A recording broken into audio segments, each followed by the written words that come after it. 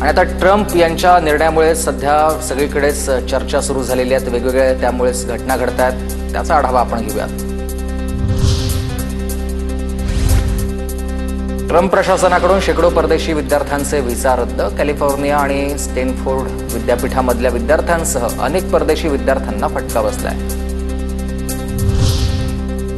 अमेरिकेनं चीनला दिलेला अल्टिमेटम संपलाय। चीननं अतिरिक्त 34% आयात शुल्क न हटवल्यास अतिरिक्त 50% शुल्क लावणार। डोनाल्ड ट्रम्प यांचा इशारा होता। टॅरिफ ब्लॅकमेलला चीन घाबरणार नाही, चीनचं अमेरिकेला उत्तर। अमेरिकेच्या टॅरिफ धोरणामुळे भारत चीनचे संबंध सुधारण्याची शक्यता। भारतामधून आयात वाढवण्याचा चीनचा निर्णय, संबंध सुधारण्यावर देखील भर। भारतामधून आयात वाढवण्याचं चीन सरकारचं लक्ष। भारतामधील चीनचे राजदूत शू होईंगहोन यांच्याकडून भाष्य। जिनपिंग यांचा राष्ट्रपती मुर्मूंना भारत चीन व्यापाराबाबत संदेश। लवकरच चर्चा होण्याचाही संकेत। अमेरिकेमध्ये उद्यापासून भारतीय वस्तूंवर 26% अतिरिक्त शुल्क लागणार आहे। टॅरिफमुळे भारताच्या निर्यातीमध्ये घट होण्याचा अंदाज। 2025 मध्ये अमेरिकेमधील निर्यात $5.76 अब्ज किंवा 6.41% कमी होण्याचा ग्लोबल ट्रेंड रिसर्च इनिशिएटिव्हचा अंदाज आहे। आणि सागरी वस्तू, सोनं, इलेक्ट्रिकल आणि इलेक्ट्रॉनिक्स क्षेत्रामधील निर्यात घटण्याची शक्यता आहे।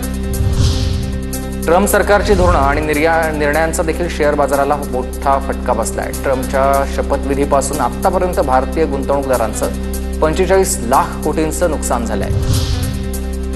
आज भारतीय शेअर मार्केट सावरलाय। सेन्सेक्स 1200 अंकांनी वधारला तर निफ्टी 22,550च्या वर।